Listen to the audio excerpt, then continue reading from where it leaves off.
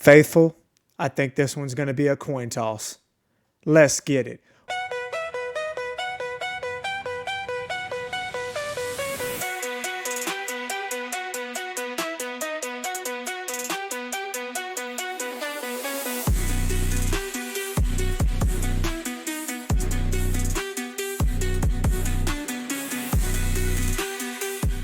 Welcome to the Cayman's Island podcast, where we talk all things San Francisco 49ers. I'm your host, David Cayman.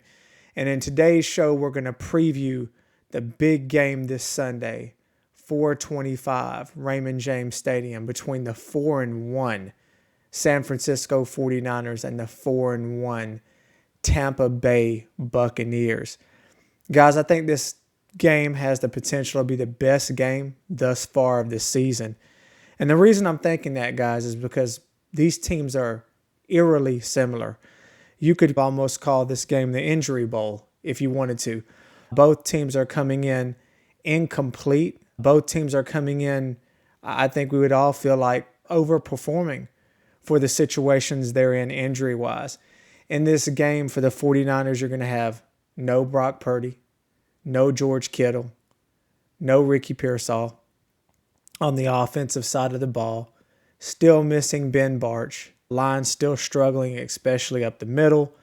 Niners have struggled to establish any type of consistent run game. I do feel like that changes a bit in this one. You have on the Tampa Bay side, you have no Bucky Irving. You have no Mike Evans. It's going to be really quite interesting to see how they adapt in this one. I really feel Emeka Egbuka has been doing outstanding. Baker Mayfield is having, in my opinion, guys, an MVP type of season. Also, Godwin's not going to play in this game as well. You definitely have some key players not able to play in this one. And I really feel like it's going to be strength on strength. I really do.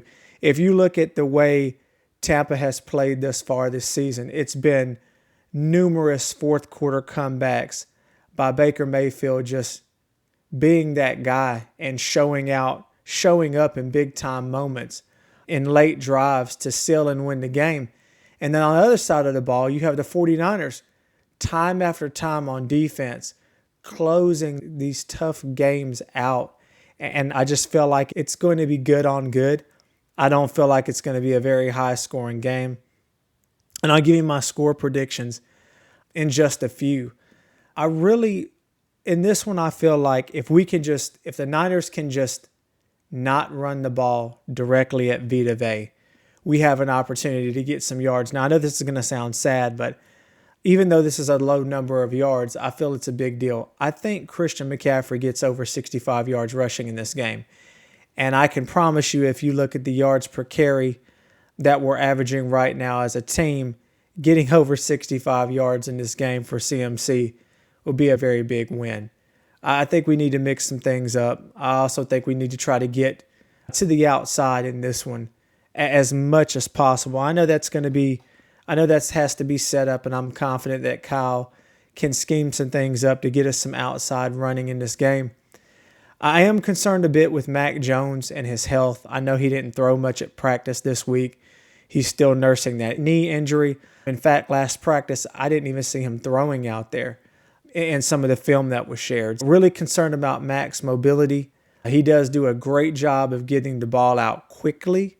So hopefully that won't be too big of a deal, but I definitely can see the Bucs bringing some heat on the blitz in this particular game. A good thing is that Kyle Shanahan, being the coach of the 49ers, is 4-0 against the Buccaneers. I'm not really big on those historic things, guys. To me, it's always a what have you done for me lately league. No one probably thought that the Giants were going to put it on the Eagles like they did. It's any given Sunday in this league, man. You got the best of the best players in the world, the best of the best coaches, and you never know when that next game could just be a bad game, just be a bad day. I still remember the times, like even in the 2019 season, when the Niners were just mopping teams, and Atlanta ended up on the last play of the game, Julio Jones catching a touchdown pass and beating us. I just think it's crazy how you never know when, from game to game, week to week, when you're going to have that kind of letdown performance. I do really feel like both of these teams are going to do well, and they're very much evenly matched against each other. I could see Mac Jones getting over 250 yards in this one. I could see Kendrick Bourne getting over 100 receiving yards in this one myself. On the defensive side of the ball, I think the real X factor is going to be D. Winters.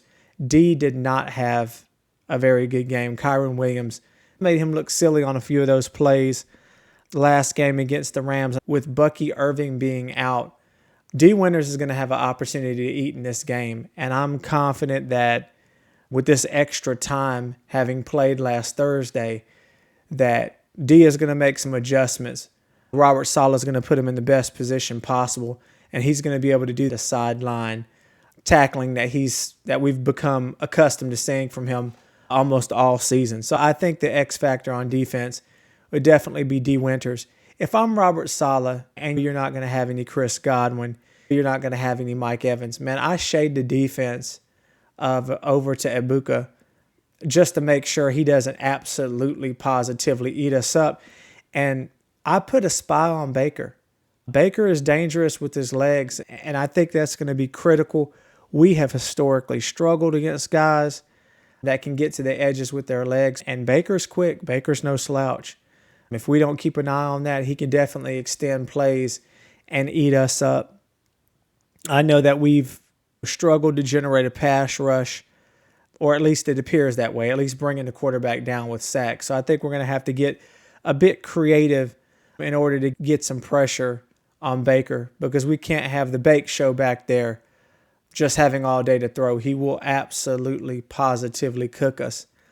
On the offensive side of the ball, and the reason I think I'm going to give the Niners a slight edge in this game is because I believe Jawan Jennings will come back in this game and play a big factor. I could see him making some important third down grabs to extend some drives for us.